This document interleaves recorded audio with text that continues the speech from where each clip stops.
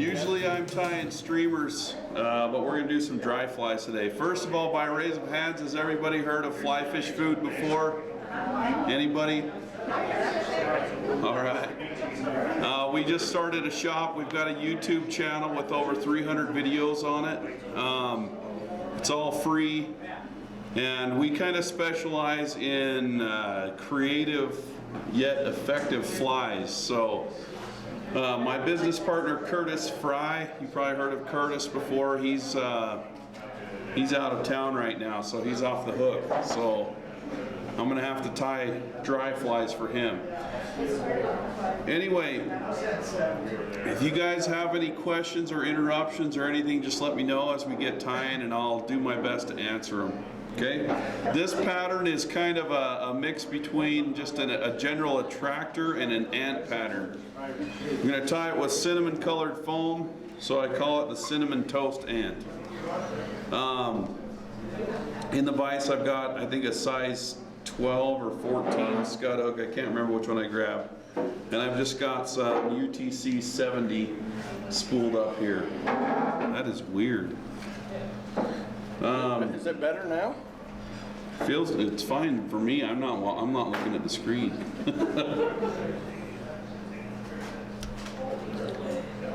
So I'll just get the hook dressed, and I'm going to bend the hook down just a little bit so that I can get down the bend of the scud hook.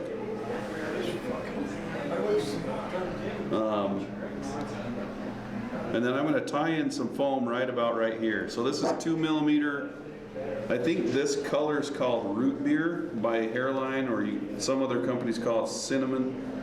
And I'm going to cut a strip of foam roughly equal to the hook gap. It's about like that. And I'm just going to tie that on right here, and then I'm going to take my foam or my thread and wrap backward. This fly is a really simple pattern. Oh, the other thing I was going to say is this fly selection that I've come up with tonight really plays into the presentation that Cody and Bryce are going to give later. They're dry flies for Savery Creek. This stuff will work there. So that's kind of why I chose to do dry flies. Even Bryce can catch fish on these flies, so they're good.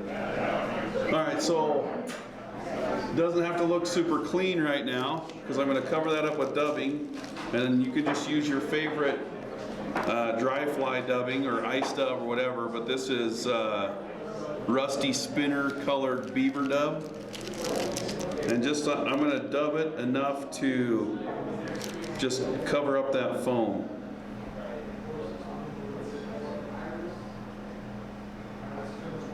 Let's see. I swear I've put dubbing on thread before 3 or 4 times, so.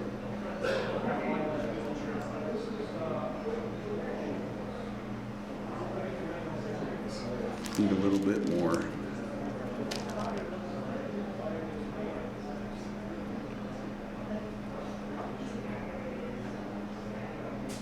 Okay, so once I'm about to there, I'm going to take my hook and I'm going to readjust it. So now this top section is kind of level, so it's a little bit cocked backward. So I'm going to pull that foam over now and kind of pinch it down and tie that off. So it kind of creates just a shell back. There's a little bit of dubbing showing underneath it.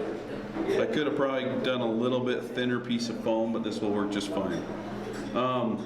From here, I'm going to take some ice dub or just any type of dub that has a little bit of flash to it, and I'm going to use the pheasant tail color.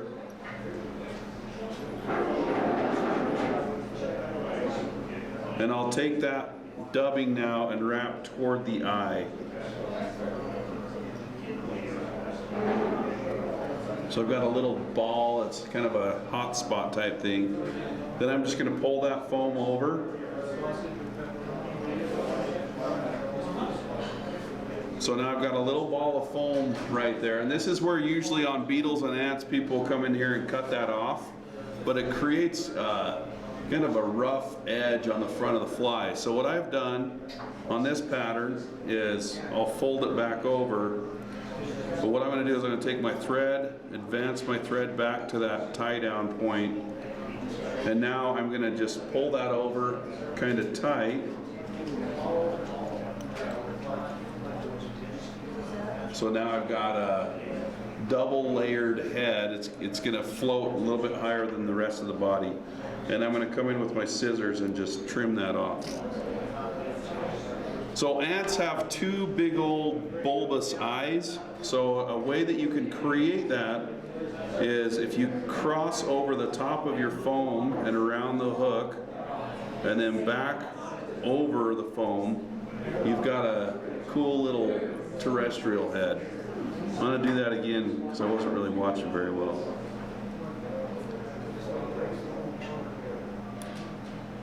Evened it out a little bit. So you'll see when we pass this fly around, I'm going to color little black eyes in it.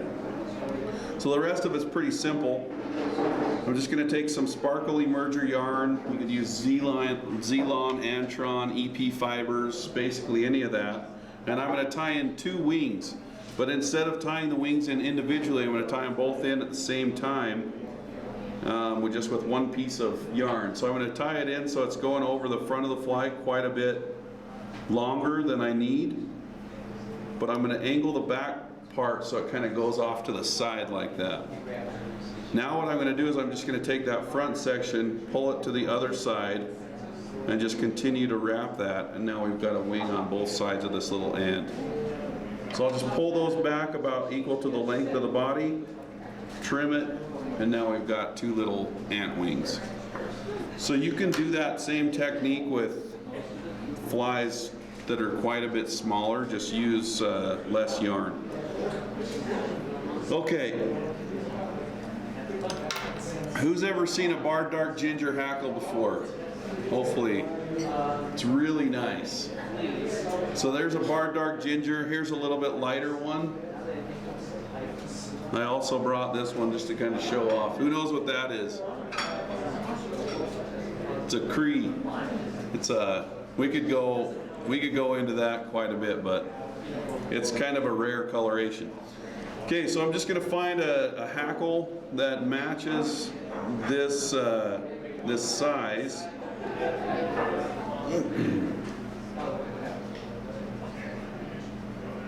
That looks like a good one.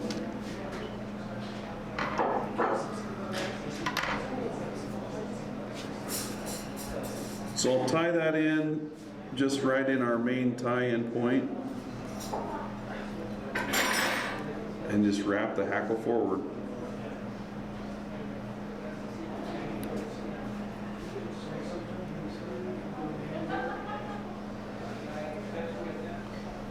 So I'll tie that off right behind the head.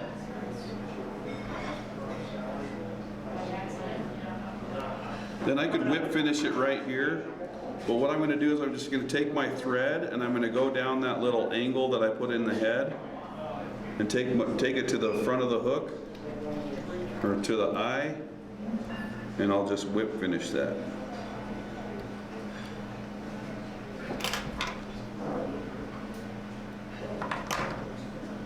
And then just to finish it off, I'm going to put two little eyeballs on it.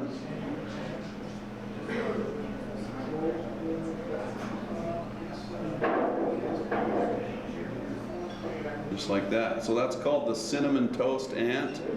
And I tie it in about size 10 down to about size 16. And it works really super well. Any questions on that one? You all get it? We're going to tie now a bigger foam fly. Who likes to fish with foam patterns? Anybody? They kind of float well. So this is a cicada variation. Has anybody ever seen Cards Cicada, Charlie Cards Cicada, that he ties up for the Green River? Yes. It's a great pattern, and I've kind of tweaked it a little bit for my own liking. In addition to that, I've tied it in a whole bunch of different colors, and this brown color has done really well. 2 years ago on Savery, it really did the trick. So we'll just tie that bad boy. We're going to use a lot of foam and yarn on this guy. So in the vise, I've got a Gamakatsu S10.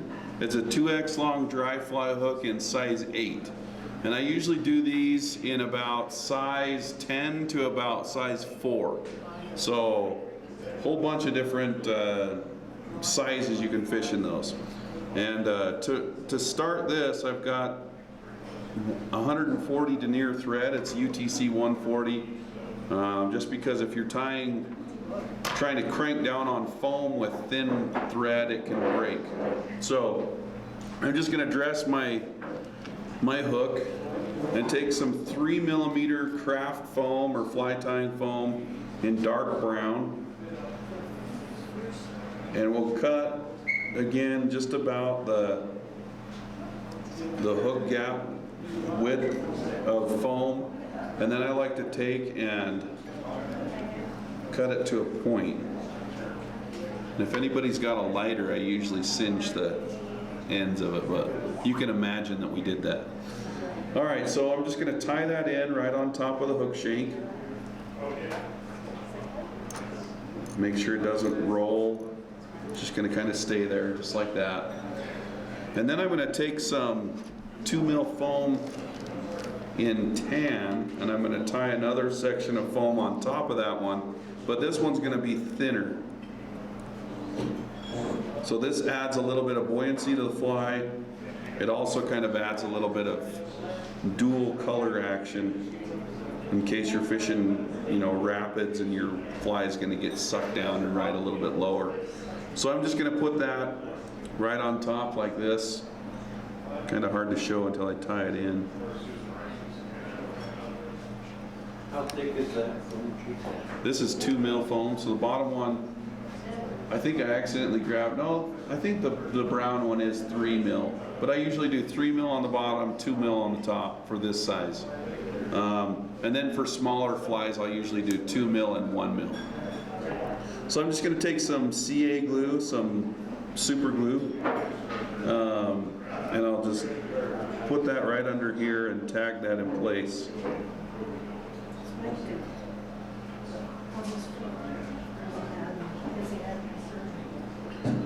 Okay, so once we do that, the body's going to be made out of diamond dub. This is a product from John Romer in Arizona, but it's really good stuff. It's kind of like a mix between semi-seal and ice dub. So really good stuff. This color is called ice blue brown. So I'm just going to create the body out of that. And I'm dubbing it on here pretty thick.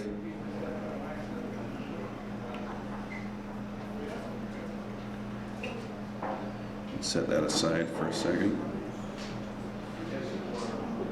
And then I'm going to lift up that foam and just wrap that forward. And I'm going to leave that much of the hook shank. On the screen, this hook shank looks a lot shorter than it really is. I think it's compressing it. This is a little bit longer fly than it looks on the screen anyway. But we're going to leave some room for a head here. Before I pull that foam over, I'm going to just dab it with some super glue right on top of the dubbing. And I'll just take both of those pieces of foam and tie those down. And I'm using the Loon Ergo bobbin for this. I really like that for thick thread. So, and I have huge hands. It fits my hand well. So we're going to do that once more. Where'd it go? Oh, I had a clump here. Just dub it up to the eye.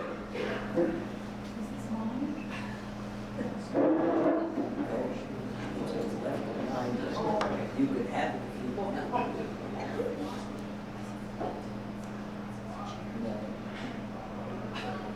So kind of a messy dub job. That's fine. You just want that to look kind of solid on the bottom there. And now I'm going to take both of those pieces of foam and pull those over. And take the smaller piece now and clip that off. So just like the cinnamon toast ant now, I'm just going to take my thread and advance it over that front clump and put it right here behind the what will be the head of the fly. Okay, so one thing with cicadas is when they hit the water and they die or they go into shock, their wings kind of splay out and they're really translucent and shiny. So if you've seen my buddy Curtis's project cicada, it's a really elaborate pattern with wings that flap around. I think he puts little motors in them and everything. Not really. But I wanted to create a wing that would kind of lay splayed out on the water, but still be simple. So I'm going to take that cream sparkly merger yarn again, and I'm going to tie in a similar wing just like on that ant, but I'm going to tie them in right on the sides of the fly.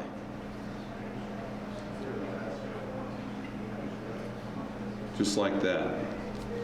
And I'll take those and I'll trim those maybe a little bit longer than the body. So now you can see that those are going to splay out. Now, that's not enough to really provide a lot of buoyancy for this fly. So what I'm going to do is I'm going to take some parapost material. So this is like a polypropylene yarn that's been treated with watershed. And that one's all matted up. I'm going to get a different one.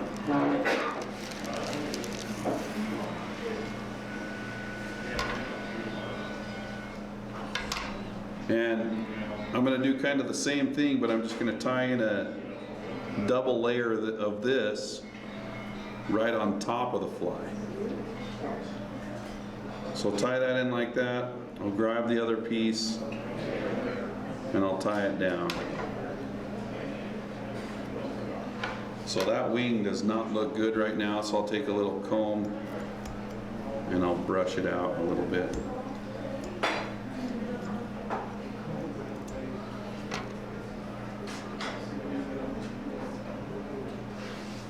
Okay. So once we have the wing kind of how we want it, messy, I want to take that head now and fold that back to where my thread is.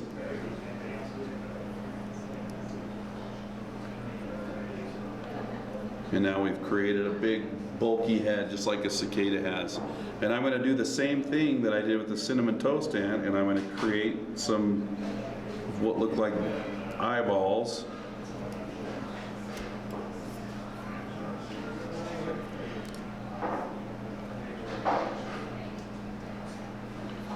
Just like that. Okay, so almost done. I'm going to take and snip off that foam and just add some legs. So wasn't it we were using flesh colored legs. That was the joke when we were fishing with those guys, like a tan colored leg. So we're not doing flesh colored legs this time. This is a clear silicone rubber that's barred with brown coloration. These are called Chacon's Crusher legs, and it's a newer product from Hairline. They're designed for whatchamacallit, saltwater, but we're fishing them for trout. So here's a really easy way to tie in rubber legs onto a fly. You get the leg about twice as long as you think it needs to be out of the front. And I'm going to tie in 2 legs on each side. I'm going to tie in the 2 legs just like that, so they look like they're hanging down quite a ways. Then I'm just going to take those 2 front legs and I'm going to loop them around to the other side and tie them in like that. And I'm going to trim those a little bit shorter than I would say on a hopper.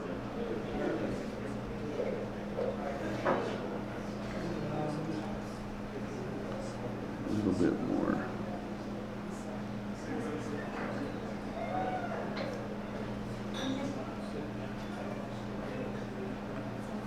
And then just take the front loop and trim those. And now you've got little stubby legs coming off them. So cicadas do have pretty short legs. I'm sure that, tying longer legs might give a little action, but That's about the length that I like. Now I've got one of those foam cutters, and you can see that I've cut a whole bunch of indicators out of this. This is a 1mm yellow cross-link foam. So I'm just going to take one of these that I've cut out, looks like that. And you'd be surprised, but this fly does sit pretty low in the water. So I'm just going to take this and tie it in right on top of the head, and then trim the front section flat. And then because I've got a bunch of bulk here, I'm just going to do a hand whip finish.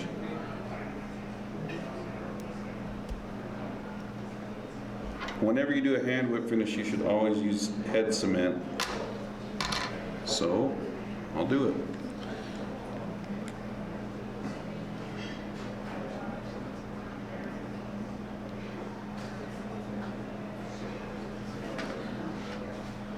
So anyway, that's my variation on a Cards Cicada.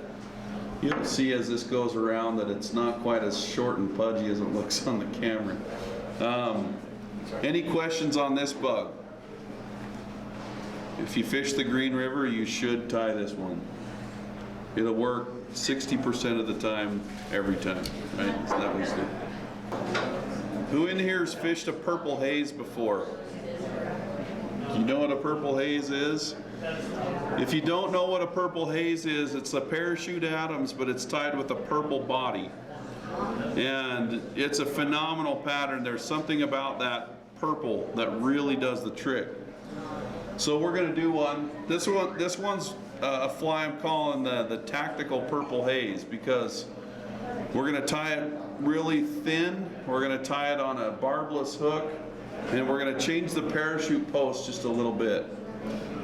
So before I do that, I better put my purple thread in. Okay.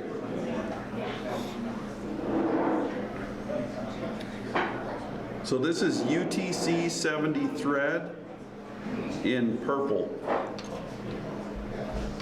And I like the UTC thread because it lays down really flat. Now the purple haze usually calls for elk hair or moose, and I've actually got the speckled moose body hair from Nature's Spirit.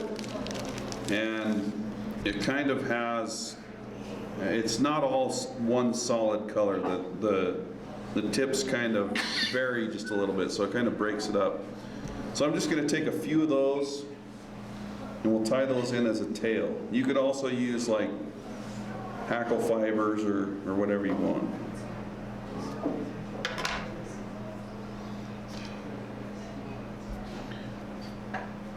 On our YouTube channel, I do a nymph pattern all out of moose hair. It's called the M3 Betis, and it's really, really good.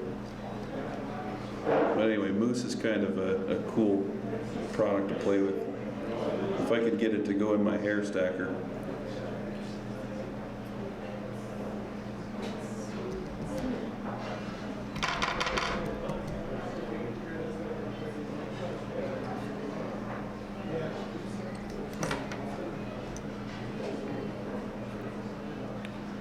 Okay, so I've aligned the tips, and you can see I don't have very many of these at all.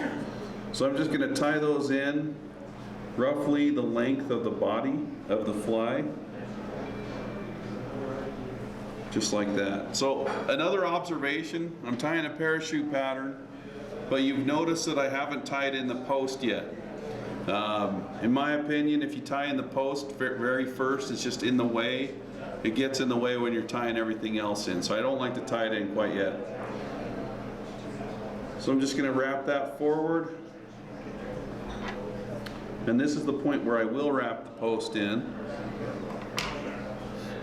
And instead of using like a polypropylene yarn that's white or cream or parapost material in white, this is a material put out by EP Enrico Puglisi, and it's called Trigger Point International Fibers. This color is called Quicksilver, and it's blended up with a whole bunch of different shades of gray.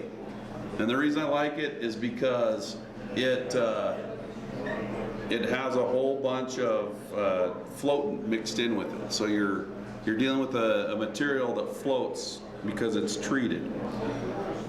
That does not look good on the camera yet. All right, don't judge the fly till it's done.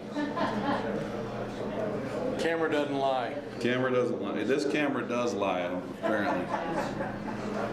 So I'm going to take out a strand about half the thickness that I want the post to be, because I'm going to double it up.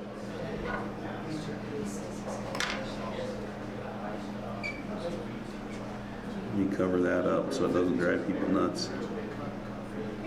And I'm going to tie in the parachute post right here. So some people, when they're tying in a synthetic parachute post, they'll come under the fly like this and tie it in. What that does is it creates bulk on the bottom side of the fly, and you don't want to do that. So what I do is I'll just take the parachute post and tie it right on top of the hook. And just for ease in tying, I'm going to get rid of the long part here. And then I'm going to take this and I'm going to wrap up the parachute post. If you use too much tension, it will slip off. So you kind of have to baby it a little bit. I don't use a gallows tool when I tie parachutes. So about right to there. Now, once you have that parachute post wrapped up, you need to make some pretty firm wraps in front and behind just to kind of lock that down. Now you're good to go. So for the body of this fly, instead of using dubbing or a quill or a buyout or anything, I'm just going to use some Uniflex. You can use a Spanflex type material, but it's like a big rubber band, so it's stretchy. So I'll tie this in. And to tie this in flush and nice and neat, I'm going to tie it in so it goes a little bit in front of the post like that. And as I tie that in now, I can stretch this as I wrap backward, and that creates a really thin body with no bulk. So I'll wrap that backward, let off the tension, and then take my thread back up right behind the parachute post. So when I trim this off, I'm going to pull this tight and cut it, and now you can't even tell where that was tied in. There's a little trick for you with Spanflex. So now for the body, I'm just going to wrap that forward.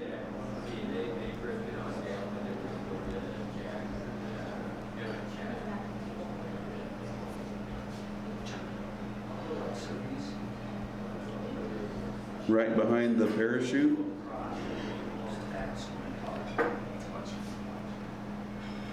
And tie that off with some snug wraps, and then when I trim this one, I'll do the same thing. So we've got a really narrow body there, really thin, nice and tactical. Okay, so the original purple haze was designed to have a grizzly hackle and a brown hackle.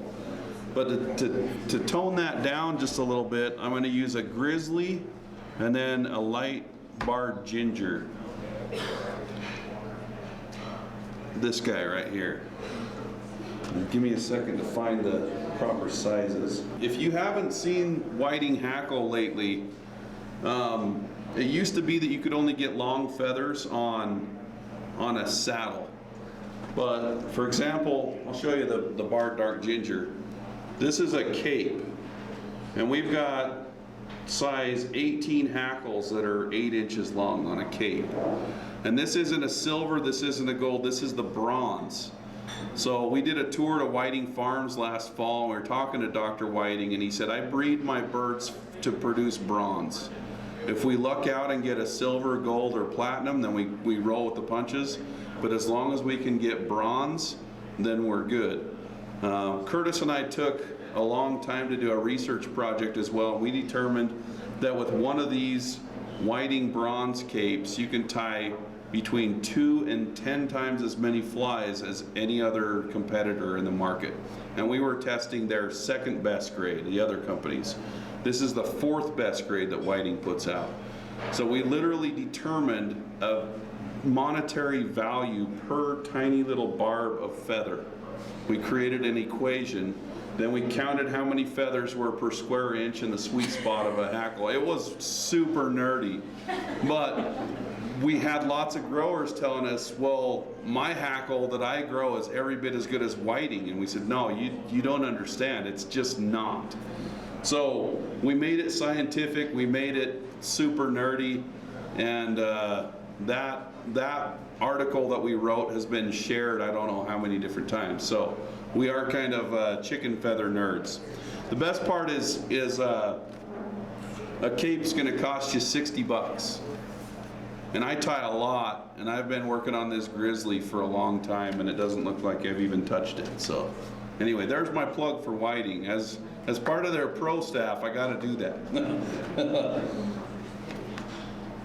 Now back to sizing my hackle. Sorry about that little outburst.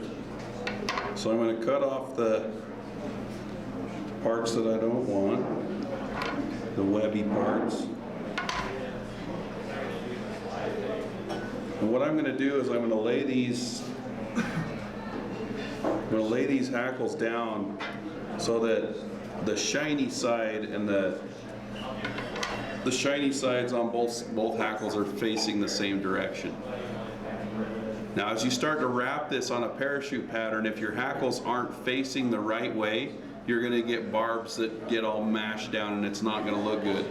But I'm going to show you a way to tie a parachute where it should be perfect. You know, like you shouldn't have any fibers that poke down. You shouldn't mess it up at all. So first of all, I've got quite a bit of bar or stem here. So this can kind of be tricky, but what I'm going to do, it's a lot easier if you're just using one hackle fiber.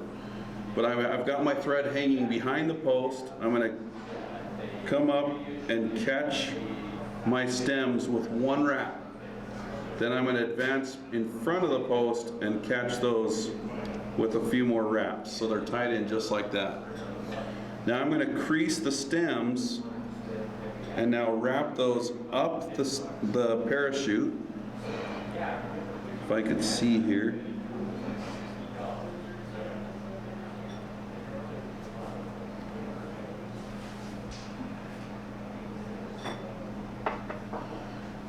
So I've got those wrapped up. So the other critical thing to realize on a parachute is if you just tie them on the base and then just wrap them around and hope for the best, there's a really good chance that they're not going to face the right direction. Another thing to consider is that the shiny part of the hackle is the side of the hackle that has all the coloration. The other side of the hackle is going to be very dull and muted, almost whitish. So you want to make sure that that color is facing down where the fish can see it. So I'm going to get rid of my stems. Now instead of just starting to wrap here, I'm going to kind of cheat. And the way you cheat is you pull your hackle fibers down just a little bit, and that creates a crease in your hackle so that when you start to wrap it, your hackle fibers are going to be completely horizontal instead of poking up vertically. So I'm going to take both of them at the same time, and because I tied those in with the shiny side facing me when I tied those in, when I start to wrap, now that shiny side is facing down. So I'm going to take those hackles, I'm going to wrap one wrap underneath. Wait, I'm getting ahead of myself. I didn't even dub the thorax. If you don't dub the thorax, then you will get fibers that poke down. So let me do that real fast. Purple dubbing of your choice. Nature Spirit makes one called Purple Haze. But this is one of just some dry fly dubbing mixed with ice dub that I've blended up.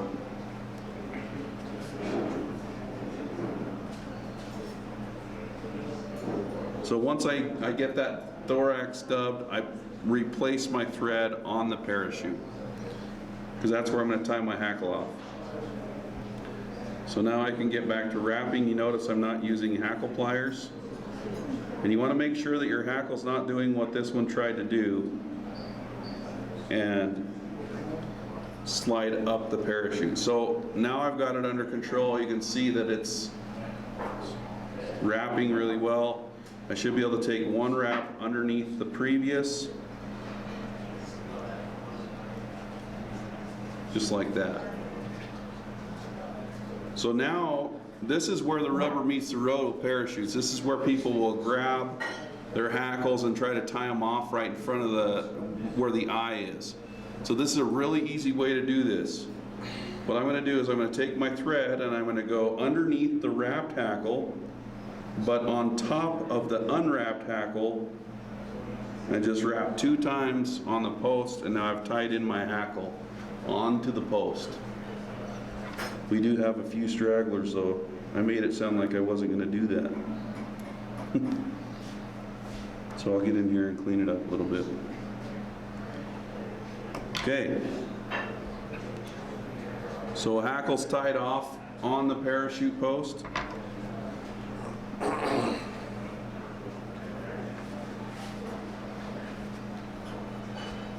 Now the whip finish. That's another way to trap down fibers. So this is the easiest whip finish in the world. What I'm going to do is just take some super glue. We get this angled so you can see it.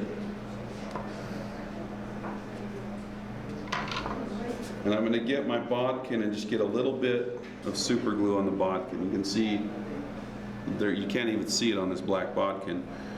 Then I'm going to jam that bodkin in right behind the parachute, the last place that I wrapped my thread.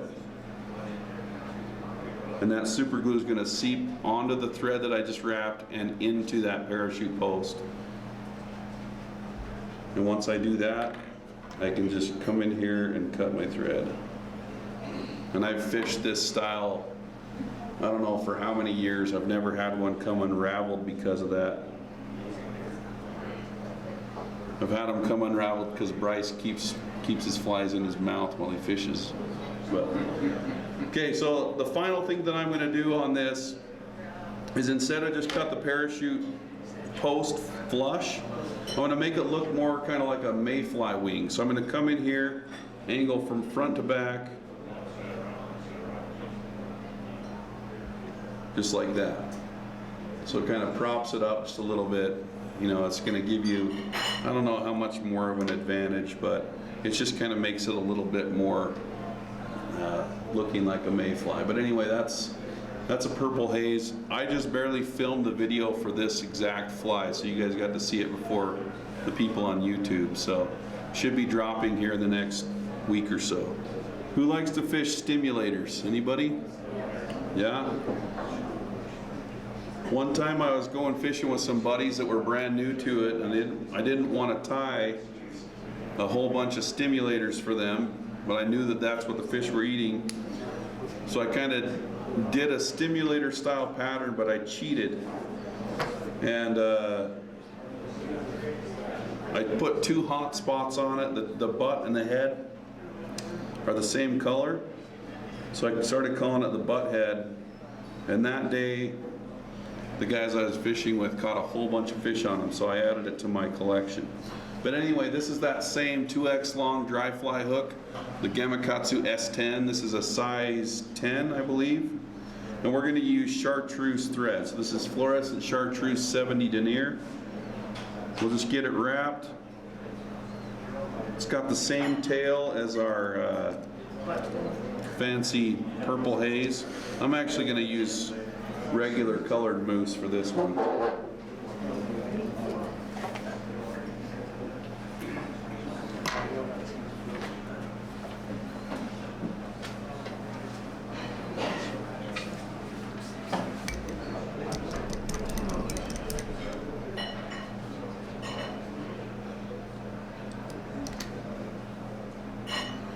Okay, so the tail that I'm going to put on here is not quite the length of the body because this is a little bit longer hook shank. It's kind of the same length that you would do for a stimulator tail. Now a stimulator has hackle in the back and in the front, but I didn't want to do that. So I'm just going to make it out of dubbing. So in the very back, what I'm going to do is just wrap up a prominent ball of dubbing, so you can see that's really bright right where the tail starts, and I'm going to leave that showing. I want that to be kind of a hot spot. The body's gonna be brown olive, or I can't remember if it's brown olive or olive brown, but it's ice dub. And it kind of has some green and purple hues to it when the sun hits it. And it's just a really deadly color combo.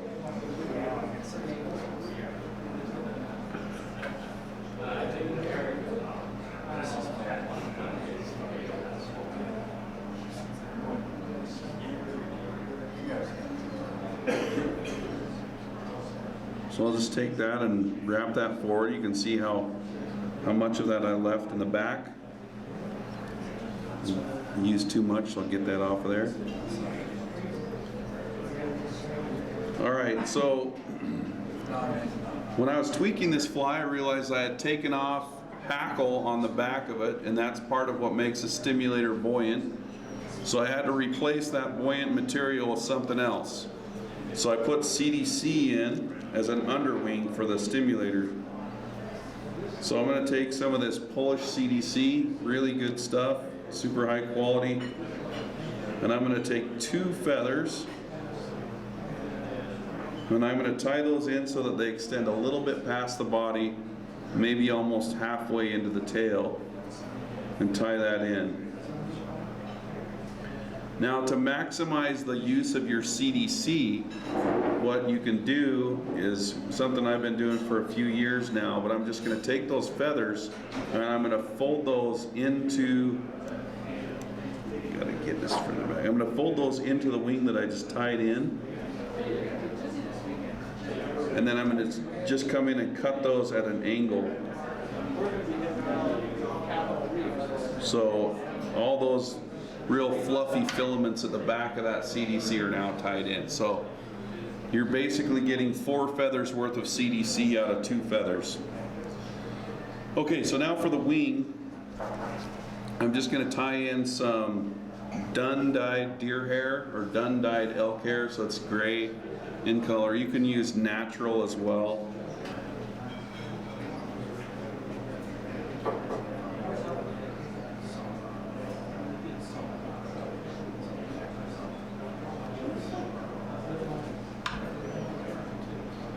There we go.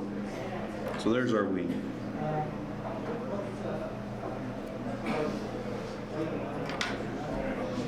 So once I have that trimmed off, I'm going to come up here and really snug those butts down.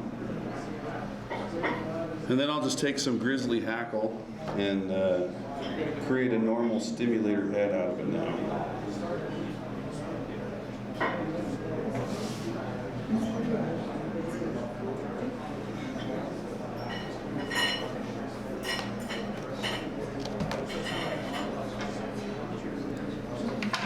So I'm going to tie that down so that the shiny side will face forward.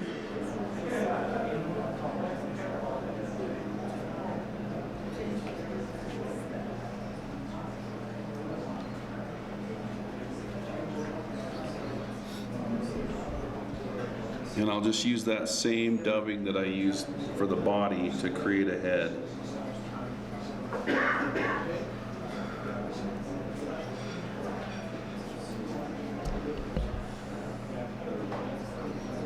What's that called again? This is called brown olive ice dub.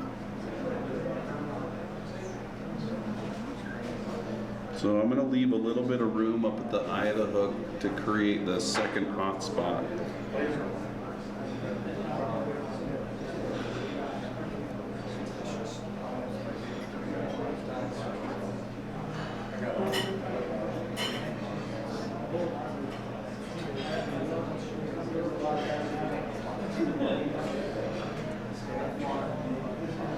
So we've tied on now the stimulator head. The hackle looks way bigger than it is in the video.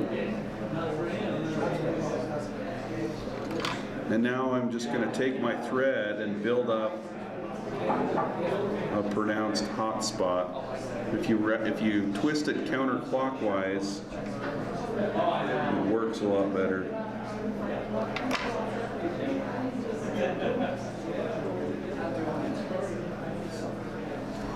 So there you can see I've got a pretty bright head on this now.